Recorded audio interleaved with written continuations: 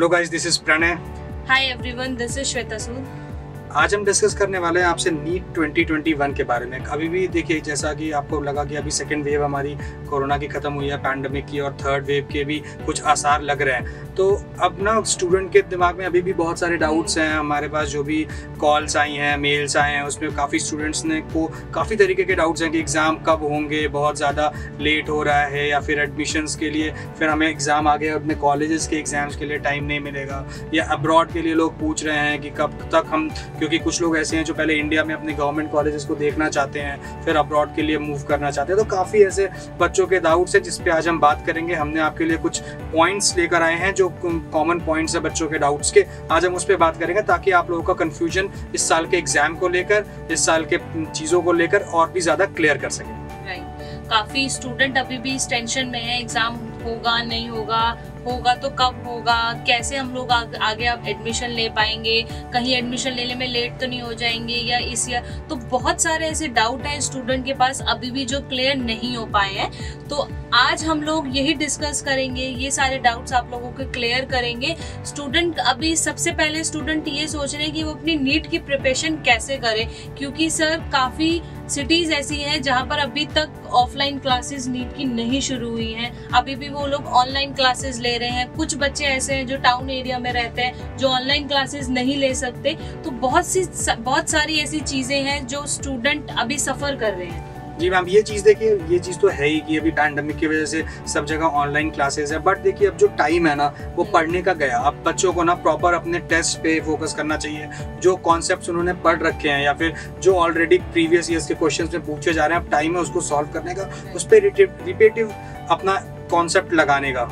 और इसमें क्या होता है, सबसे पहले आप देखिएगा, जो बच्चे होते हैं ना उनको रेगुलर मॉक टेस्ट देना जरूरी है। जैसे कि क्या होता है कि जब वो मॉक टेस्ट देते रहते हैं ना तो उनको ये समझ में आता है कि हमको एग्जाम को कैसे टैकल करना है 3 घंटे में, किस क्वेश्चंस को पहले अटेम्प्ट करने हैं, किस पार्ट को पहले अटेम्प्ट करना है, या फिर जिनका वो स्ट्रॉन्गेस्ट पार्ट है उसको पहले वो कम टाइम लिमिट में खत्म कर सकते हैं। तो ये चीज़ जो है ना, एक स्मार्ट आपको एक तरीका बनाना होगा जिसमें कि आप अपने मार्क्स को, आप अपने क्वेश्चंस को उस तरीके से डिवाइड करो और उसी पैटर्न पे अपने मॉक टेस्ट जितने ज्यादा दे सकते हो और उसका एनालिसिस, मैं तो ये बोलूंगा कि आप डेली एक मॉक का अपना टारगेट रखो और उसको एनालाइज करने का, ताकि अगर आप 30 डेज में 30 मॉक्स कंप्लीट करते हो तो ऑलमोस्ट आपका 80 to 90% सिलेबस कंप्लीट हो जाता है। और ये चीज रेगुलर बेसिस पे होनी चाहिए, ऐसा नहीं क्योंकि स्टूडेंट एक दिन पढ़ते हैं, नेक्स्ट डे नहीं पढ़ते हैं, फिर दूसरे दिन नहीं पढ़ेंगे। तो ये चीज आपकी रेगुलर बेस पे होनी चाहिए कि आपका एक रेगुलर टाइम टेबल सेट हो कि आपको इतने टाइम अपना नीट की प्रिपरेशन करनी है, इतने टाइम आपको ये सब्जेक्ट पढ़ना है, इतने टाइम आपको ये मॉक टेस्ट क्लियर करना है, अटेम्प्ट करना है। तो ये सारी चीजें एक आपका रेगुलर बेस पर रहे तो ज्यादा बेटर रहेगा। रेगुलेशन मेंटेन होना चाहिए, वो मॉक टेस्ट का हो, टेस्ट सीरीज हो, क्योंकि अब टाइम उसी का है। अब 1 महीने में कोई भी नया कॉन्सेप्ट अगर पढ़ेंगे तो बच्चों को कंफ्यूजन ही पड़ेगा और कुछ भी नहीं। और जो सेकंड सबसे बड़ी क्वेरी है ना बच्चों की, वो है कि एग्जाम कब होगा। बहुत ज़्यादा कॉमन क्वेश्चन है। तो देखिए दोस्तों, हमने एफिनिटी आपको पहले भी पिछले साल भी बताया था कि इस साल भी जो वेव है वो आती जाती रहती है, तो एग्जाम इस साल भी लेट होंगे।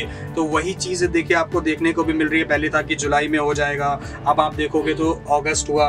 अब जब थर्ड वेव की बात, जो डेल्टा वेरिएंट है उसकी बात अगर हम कर रहे हैं तो लोग ये बोल रहे हैं सितंबर में। तो पिछले साल भी अगर आपको याद होगा तो 13 सितंबर को पेपर हुए थे। तो उसी के आसपास आप एक्सपेक्ट कर सकते हैं कुछ दिनों में आपको या कुछ वीक में आने वाले फॉर्म्स आ जाएंगे। आपको फॉर्म्स के लिए हो सकता है पहले आपको 2 महीने 3 महीने का टाइम मिलता था, अब वो टाइम गैप खत्म करके वो 20 से 25 दिन का ही टाइम गैप करते हैं। तो ये चीज़ हो सकती है। बट एग्जाम्स ऑलमोस्ट आपके सितंबर मिड तक जाने की उम्मीद है। अभी तक जैसा सिनेरियो, अगर ये कोविड के केसेस बढ़ते हैं या जो डेल्टा वेरिएंट की हम बात करते हैं, अगर ये फिर से लॉकडाउन वाला सीन आता है तो फिर हो सकता है कि ये एग्जाम थोड़ा सा हो। बट एग्जाम पोस्टपोन्ड नहीं होगा, ये 100% है। आप इसके लिए प्रिपेयर करते रहिए। ये कुछ लोगों के लिए बहुत ही ज़्यादा पॉजिटिव पॉइंट है। कुछ बच्चे ने हमसे ये भी बोला कि सर बहुत ज़्यादा स्ट्रेस हो रहा है, लंबा होता जा रहा है गैप। तो ये चीज़ नेगेटिव, बट आपको इसको पॉजिटिव वे में लेके चलना है, क्योंकि ये जितना आपको गैप मिल रहा है, आप एक तरीके से सोचिए कि आपको बेनिफिट मिल रहा है कि आपको टाइम मिलता जा रहा है कॉम्पिटिटिव है, कितने बड़े कॉम्पिटिटिव एग्जाम के लिए,